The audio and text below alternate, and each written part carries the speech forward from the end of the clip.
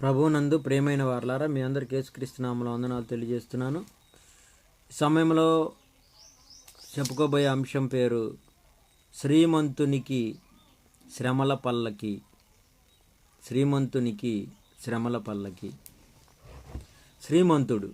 శ్రీమంతుడు అంటే బాగా ఉన్నవాడు అని అర్థం. బాగా ఉన్నవాడు, అన్నీ ఉన్నవాడు, కొదువ లేనివాడు. బంగారు పల్లకీలో కూర్చునేవాడు, బాగా ఉన్నవాడు, శ్రమలంటే తెలియనివాడు,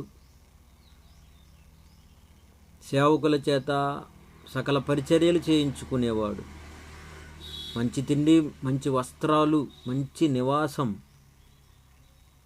ఈ విధంగా శరీర సుఖాలన్నీ అనుభవించేవాడిని శ్రీమంతుడు అనొచ్చు. సర్వశక్తిమంతుడుగా ఉన్నవాడిని శ్రీమంతుడు అనవచ్చు. ఇక శ్రీమంతుడు అనే ఈ పదానికి పొటెంటేట్ అనే ఇంగ్లీషులో భావాన్ని మనం చూస్తే శక్తివంతమైన, పవర్ఫుల్ అంటే గొప్ప బలం, గొప్ప అధికారం, ప్రభావం, సామర్థ్యం కలిగి ఉండటం, ప్రజలను నియంత్రించగలిగిన ఒక నాయకుడు లాంటివాడు, గొప్ప శారీరక దారుఢ్యం కలిగిన వాడు లాంటివాడు, ఒక శక్తివంతమైన క్రీడాకారుడు లాంటివాడు, శక్తివంతమైన నాయకుడు, శక్తివంతమైన మందు, ఈ ప్రభావవంతమైన మందు, ఇలాంటి అర్థాలతో కూడిన పర్యాయ పదాలు ఈ శ్రీమంతుడు అనే దానికి ఉన్నాయి. శక్తిమంతుడైన రాజు, ప్రభువు, అధికారి, చాలా అధికారంగా ఉన్న పాలకుడు, ఇంక చెప్పండి చక్రవర్తి, ఇలాంటి పర్యాయ పదాలు శ్రీమంతుడు. ఇప్పుడు మన ప్రభువు శ్రీమంతుడు అని బైబిల్లో రాయబడింది. యేసుక్రీస్తు వారి గురించి శ్రీమంతుడు. 1 తిమోతి 6:15 శ్రీమంతుడు, అద్వితీయుడు, ఆ సర్వాధిపతి, రాజులకు రాజును, ప్రభువులకు ప్రభువునై ఉన్నాడు. ఈ శ్రీమంతుడైన యేసుక్రీస్తు వారు ఈ లోకానికి ఎలా వచ్చాడు అనేది మనం ఎప్పుడు వింటానే ఉన్నాం. ఈ దినాలలో ప్రపంచమంతా క్రిస్మస్ అని జరుపుకుంటూ క్రీస్తును గూర్చిన జన్మదిన ఉత్సవాలు జరుపుకుంటున్నారు. ఇలా జరుపుకుంటూ అసలు యేసుక్రీస్తును గూర్చిన మనస్సు, అలాగే తన జన్మదినపు రహస్యము తెలుసుకోకుండా బ్రతుకుతున్నారు క్రైస్తవులు. అందుకనే ఈ పాఠం చెప్పడం జరుగుతుంది. శ్రీమంతుడైన యేసుక్రీస్తు శ్రీమంతునికి శ్రమల పల్లకి. ఆయన ఎలాంటి పరిస్థితిలో ఉన్నాడో మనకు తెలుసు కదా.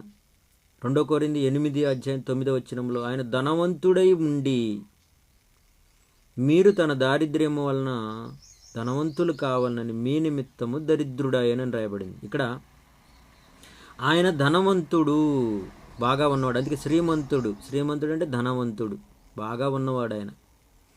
అలాంటి ఆయన ఈ లోకంలో మానవులను రక్షించటానికి ఎలాంటి పరిస్థితి కలిగి ఉన్నాడు? దరిద్రుడాయను. శ్రీమంతుడు బంగారు పల్లకిలో కూర్చోవాలి, బాగా ఉన్నవాడు కదా. కానీ దరిద్రుడంటే ఎలా ఉంటాడు? దరిద్రుడంటే బాగా ఉండడు.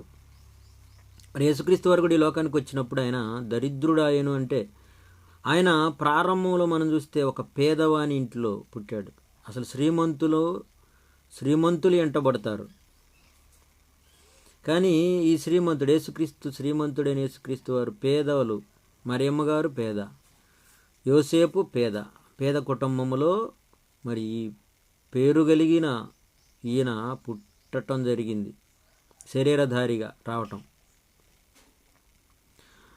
ఇక కనేటప్పటికీ సత్రములో స్థలము లేక పశువుల తొట్టిలో పరుండబెట్టబడెను. పసిడి ఊయలలో ఊగవలసిన ఆయన పశువుల తొట్టిలో ఉన్నాడు. అంటే శ్రీమంతుడు ఎంత తగ్గించుకున్నాడో చూడండి. ఎందుకు అనేది మనం ఆలోచిస్తే, ఈ లోకములో మనుష్యులు పాపము చేసి ప్రేమ అనేది లేకుండా, కనికరం లేకుండా పశువుల కంటే హీనంగా బతుకుతున్నారు. కనుక మనుషుల కంటే పశువులే నయం అన్న పరిస్థితి ప్రభువుకి కలిగి ఉంది కనుక ఆయన పశువుల తొట్టిలో పరుండబెట్టబడ్డాడు. పశువుల తొట్టిలో పరుండబెట్టబడ్డాడు. అందుకని ధనవంతుడై ఉండి, అది శ్రీమంతుడు అనమాట. శ్రీమంతుడైనా కూడా దరిద్రుడుగా మరి ఈ లోకంలో ఆయన ఉండటం జరిగింది. ఎందుకు? ఈ మనుషులందరూ కూడా తమ స్థితిలో మానవత్వాన్ని కోల్పోయారు. దైవత్వాన్ని పూర్తిగా అసలు తెలుసుకోకుండానే ఉండిపోయారు. అందుకనే మానవ ఆకారంతో వచ్చిన దాసుని స్వరూపం ధరించుకున్న ఆయన శ్రీమంతుడుగా భూమి మీద కనపడలేదు, దరిద్రుడుగా కనపడుతున్నాడు. అదే ఫిలిప్పీ 2:6 కూడా దేవునితో సమానముగా ఉండుట విడిచిపెట్టకూడని భాగ్యమని ఎంచుకొనలేదు, దేవుని స్వరూపం కలిగిన వాడు అని ఇక్కడ కనబడుతున్నాడు. దేవుని స్వరూపము కలిగిన వాడు, దేవునితో సమానంగా ఉన్నవాడు. ఈయన ఎలా వచ్చేసాడంటే మనుషుల పోలిక, దాసుని స్వరూపం ధరించు. మనుషుల పోలిక దేవదూతల కంటే తక్కువగా కనబడుతుంది మనకి. మనుషుల పోలిక దేవుని కుమారుడు కంటే, క్రీస్తు కంటే, పరలోకములో ఉన్న దేవుని కంటే కూడా తక్కువగా కనపడుతుంది మనుషుల పోలిక. దేవుడు అని కొంచెం తక్కువ అనిగా చేసేనని రాయబడింది. అంటే మనుషుల పోలిక అనగానే మానవ రూపము తక్కువ చేయబడింది అని అర్థం. దాసుని స్వరూపం ధరించుకున్నాడు. ఇక దాసుడు అంటే యజమానుడు, దాసుడు. ఆయనే యజమానుడు, యేసుక్రీస్తు వారు యజమానుడు. కానీ ఇక్కడ వచ్చేసరికి ఈ లోకంలో ఆయన జీవించే పరిస్థితుల్లో దాసుని స్వరూపం ధరించుకున్నాడు.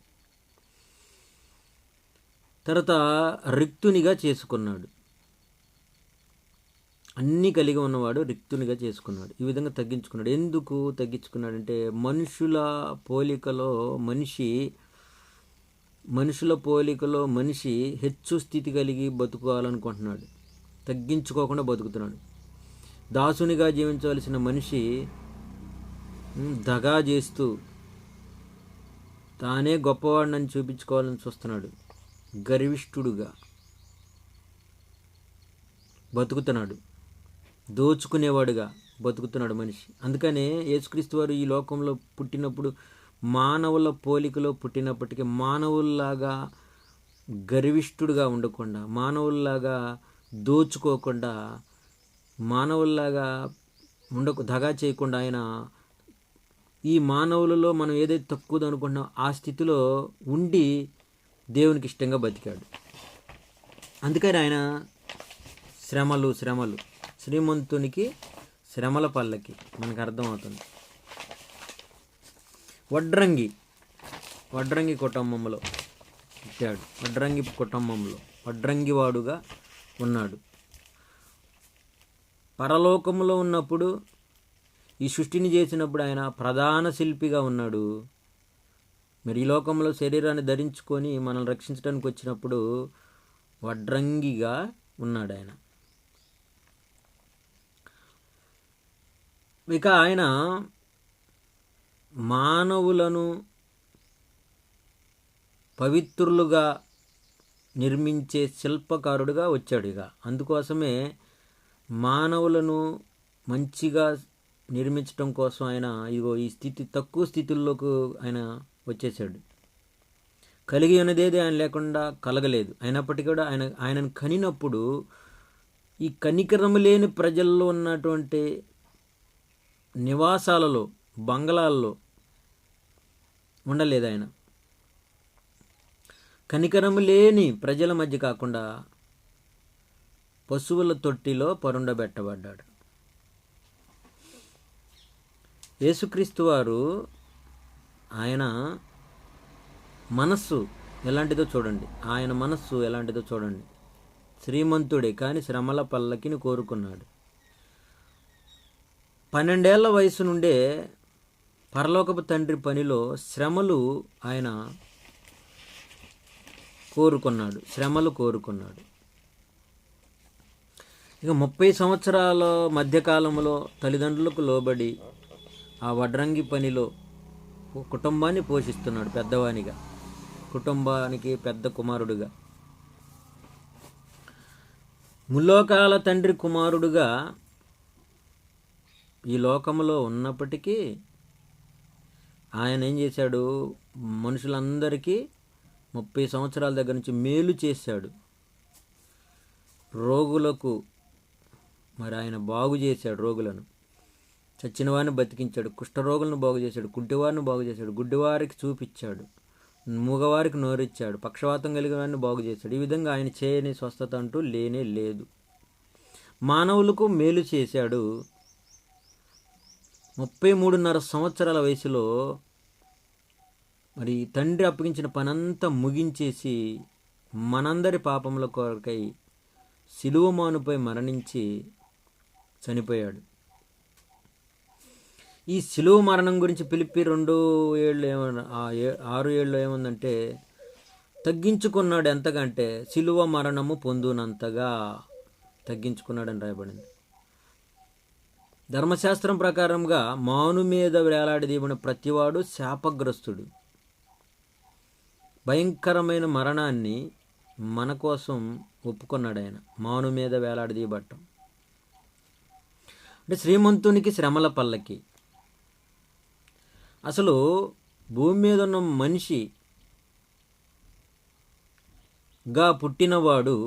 మనిషిగా పుట్టినవాడు శ్రమల ద్వారా ఈ లోకములో యాత్ర ముగించుకుంటేనే పరలోకములో ప్రవేశం కలుగుతుంది అనేది మరి దేవుడు పెట్టిన ప్రణాళికలో భాగం. యోబు గ్రంథం 5:7 మనం చూస్తే, నిప్పురవ్వలు పైకి ఎగురునట్లు నరులు శ్రమానుభవమునకే పుట్టుచున్నారు. మనిషిని దేవుడు భూమి మీద పుట్టించాడు అంటే ఆ మనిషి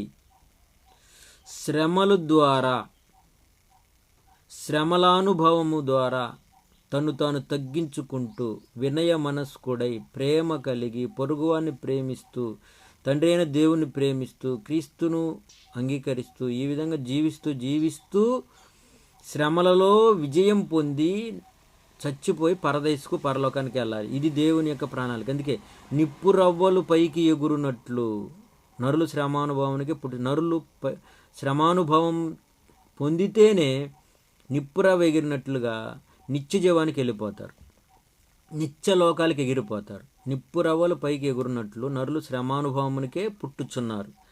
కనుక యేసుక్రీస్తు వారు మరి ఈ సంగతి తెలుసు కాబట్టి ఆయనకి శ్రీమంతుడై ఉన్నప్పటికీ భూమిపైన శ్రమల పల్లకి ఎక్కి విజయుడై వెళ్ళిపోయాడు పరలోకానికి. తండ్రి కుడి పార్శ్వమున కూర్చున్నాడు. హెబ్రీ 5:8-7 ఆయన శరీరధారి ఉన్న దినములలో మహారోదనముతోనూ కన్నీళ్లతోనూ తన్ను మరణం నుండి రక్షింపగలవానికి ప్రార్థనలు యాచనలు సమర్పించి భయభక్తులు కలిగి ఉన్నందున ఆయన అంగీకరించబడేను. అంటే మానవుడిగా భయభక్తులు కలిగి ఉండాలి. శ్రమలు అనుభవిస్తూ ఉంటేనే దేవుడు అంగీకరిస్తాడు. కనుక యేసుక్రీస్తు వారు మానవాకారంతో వచ్చాడు కాబట్టి దానిని ఫుల్ఫిల్ చేశాడు. హెబ్రీ 5:8 తాను పొందిన శ్రమల వలన విధేయత కుమారుడై ఉండి, అంటే శ్రీమంతుడై ఉండి, కుమారుడు అంటే శ్రీమంతుడు, దేవుడు శ్రీమంతుడు, కుమారుడు క్రీస్తు శ్రీమంతుడు. కనుక శ్రీమంతుడై ఉండి శ్రమలను నేర్చుకుని, శ్రమల వలన ఏమి నేర్చుకున్నాడు? విధేయత నేర్చుకున్నాడు అని రాయబడింది. కాబట్టి ఈ లోకంలోనికి వచ్చిన ప్రతి మనిషి శ్రమల వలన విధేయత నేర్చుకోవాలి. వినయ మనస్కుడై క్రీస్తు లాంటి మనసు కలిగి ఉంటేనే పరలోకం వెళ్తాడు. కాబట్టి క్రీస్తు ప్రభువారు ఈ లోకానికి వచ్చింది ఎందుకంటే క్రీస్తు యేసు కలిగిన మనసు మనల్ని గుర్తు చేయటానికి. ఫిలిప్పీ 2:5 క్రీస్తు యేసును కలిగిన ఈ మనసు మీరును కలిగి ఉండుడి. క్రీస్తు పుట్టాడని మరి ఉత్సవాలు చేసుకుంటున్నారే తప్ప మనసులను కళంకం చేసుకుంటున్నారే కానీ క్రీస్తు కలిగిన మనస్సు కలిగి ఉండటానికి ఎవరు ప్రయత్నించడం లేదు. క్రిస్మస్ అంటాడు, క్రిస్మస్ అంటాడు కానీ క్రీస్తు మనసు ఉండదు. క్రీస్తు మనసు లేదా క్రీస్తుని మిస్ చేసుకున్నాడు అనమాట. క్రిస్మస్ అని చెప్పుకుంటున్నాడు కానీ క్రీస్తుని మిస్ చేశాడు తన జీవితంలో. క్రీస్తుని లేకుండా చేసుకుంటున్నాడు. ఉత్సవం చేసినప్పుడు అది మనకి క్రీస్తు మనసు రాదు. మనకి ఉత్సవాలు చేసుకోవటానికి కాదు మానవ జన్మ జరిగింది, దేవుని యొక్క ఉద్దేశాలు నెరవేర్చటానికి, క్రీస్తు లాంటి మనసు కలిగి ఉండటానికి, శ్రమల పల్లకిలో విజయోత్సవంతో నిత్యజీవానికి ఎగిరిపోవటానికి. ఈ లోకంలో మనుషులు మరి ఎలా ఉన్నారంటే, మానవులందరూ ఆడంబరాలతో ఆస్తులు సంపాదించుకుంటూ ఐహిక విచారాలు కలిగి ఇలాంటి మనసుతో ఉండి ఆయుష్కాలం అంతా పోగొట్టుకొని అర్ధాంతరంగా అగ్నిగుండానికి ఆహుతి అవుతున్నారు. కొద్ది కాలపు కోరికలకు బానిసలై కోటాను కోట్ల సంవత్సరాలు నిత్య జీవాన్ని పోగొట్టుకొని నరకం పాలు చేసుకుంటున్నాడు మనిషి తన జీవితాన్ని. అందుకని క్రీస్తు వలె శ్రమలు అనుభవించాలి, క్రీస్తు దగ్గరకు మనం చేరిపోవాలి. అందుకే శ్రీమంతునికి శ్రమల పల్లకి, శ్రమల క్రైస్తవునికి పరలోకపు పల్లకి లేదా పరలోకపు ఏళ్ళకి వెళ్ళిపోతాం. శ్రమల క్రైస్తవుడు. చాలామంది ఏమనుకుంటున్నారంటే యేసుక్రీస్తు వారు శ్రమ పడ్డాడు, మనకేం శ్రమలు లేవు, ఆయన ధనవంతుడుగా ఉన్నప్పటికి మన నిమిత్తం ఎందుకు దరిద్రుడు అంటే మనం ధనవంతులు కావాలి అని చెప్పేసి వాక్యాన్ని తప్పుగా వ్యాఖ్యానిస్తున్నారు. మనము ధనవంతులు అంటే ఏ ధనవంతులు? ఈ లోకములో ధనవంతులు మనసు గర్విష్టితో కూడినది, గర్వంతో కూడినది.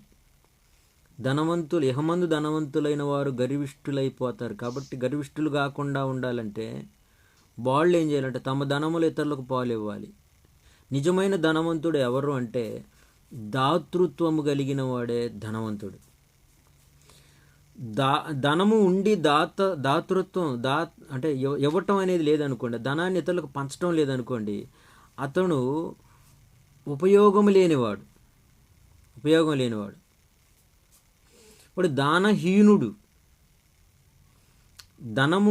ధనవంతుడు ధనాన్ని ఇతరులకు పంచేసేయాలి, అప్పుడు వాడు ధనవంతుడు. ఎవరు అసలు తమ ధనమును ఎవరు ఇతరులకు పంచుతారో వాళ్ళే ధనవంతులు. ఇక్కడ 2 కొరింథీ 8:9 ఆయన ధనవంతుడయ్యండి మీ నిమిత్తం దరిద్రుడయ్యాడు అనే మాట ఎందుకు, మీరు ధనవంతులు కావాలని ఎందుకు చెప్తున్నాడంటే, ఈ యొక్క కొరింథీలోని వారు పరిచర్య నిమిత్తం పరిశుద్ధుల అక్కరల కోసం, వారు పేదలైనప్పటికీ కూడా పరిశుద్ధుల అక్కర కోసము తమ ధనమును మరి ధారాళముగా ఇచ్చారు, శక్తికి మించి ఇచ్చారు. అందుకనే వాళ్ళు ధనవంతులైపోయారు. ఎలా? శక్తికి మించి ఇవ్వటం వల్ల ధనవంతులైపోయారు. ఇవ్వకపోతే అది దానహీనుడు అన్నమాట. దానహీనుడు. దానము చేయటమే ధనం కలిగి ఉండటం. అందుకని ఇక్కడ మీరు ధనవంతులు కావాలని, ఇక్కడ కొరింథీలోని వారు ధనవంతులుగా ఎలా ఉన్నారంటే తమ నిరుపేదలైన దాతృత్వం కలిగి ఉన్నారు. ఈ లోకంలో ఉన్న మనిషి సాటి మనిషిని ప్రేమించాలి, ఒకరినొకడు దోచుకోకూడదు, అందరూ సమానంగా జీవించాలి. ధనవంతుడు తనకున్నది ఇచ్చి లేనివాడికి ఇచ్చి సమానంగా మనుషులను చేయాలి. అలాంటి పరిస్థితి లేకుండా పోయింది. కాబట్టి మీరు ధనవంతులు ఎప్పుడు అవుతారు అంటే మీరు దాతృత్వం కలిగినప్పుడే. పరలోకంలో ఉన్న యేసుక్రీస్తు వారి ఈ లోకానికి వచ్చి, ఈ లోకమంతా ఆయనదైనప్పటికీ కూడా ఆయన తను ఇచ్చే స్థితి కలిగి ఉన్నాడు. తన ప్రాణాన్ని మనకిచ్చాడు. కనుక ఇవ్వటం అనేదే ధనవంతుడు అనేది ఇక్కడ తెలియజేస్తుంది. అందుకని మీరు ధనవంతులు కావాలని ఆయన మీ నిమిత్తం దరిద్రుడయ్యాడు అంటే మీరు కూడా క్రీస్తు యేసు కలిగిన మనసు కలిగి ఉండాలని ఆయన ఇలాంటి మరి తక్కువ జీవితాన్ని ఆయన ఇష్టపడుతున్నాడు, ఎంచుకున్నాడు. కాబట్టి మీరు కూడా అలా ఉండండి. దేవుని స్వరూపం కలిగిన వాడయండి. దేవునితో సమానంగా ఉండటం విడిచిపెట్టకుండా భాగ్యమని ఎంచుకోలేదు. మనుషుల పోలికగా పుట్టాడు, దాసుని స్వరూపం ధరించుకున్నాడు, రిక్తునిగా చేసుకున్నాడు. అంటే మనుషుల పోలిక తక్కువ దానికి ఇష్టపడుతున్నాడు. అందుకే మనల్ని కూడా ఏమన్నాడు, తక్కువ వాటి యందు మీరు మనసు ఉంచుకోండి, హెచ్చువాటి యందు మనసు ఉంచుకో, తగ్గువాటి యందు మనసు ఉంచుకోండి అని చెప్పడం జరుగుతుంది. కాబట్టి మరి క్రైస్తవులు అనవసరంగా ఈ జీవితాలని, డబ్బుల్ని వేస్ట్ చేసుకొని ఈ ఉత్సవాల పేరట ఉన్నదంతా ఊడ్చేసుకొని అప్పులు పాలయ్యి మళ్ళీ అప్పులు తీర్చడానికి డబ్బు సంపాదనలో కాలం అంతా ఖాళీ చేసుకుంటున్నారు, సొంత కార్యాలు చూసుకుంటున్నారు. అందుకని యేసుక్రీస్తు వారు ఈ లోకంలోకి వచ్చి ఆయన శ్రీమంతుడైనప్పటికీ శ్రమల పల్లకిలో తండ్రి చిత్తాన్ని నెరవేర్చి మనకు మాదిరిగా ఉన్నాడు. ఆయన వలె నడిస్తేనే మనం పరలోకం వెళ్తాం. దేవుడు ఈ మాటలు దీవించునుగా.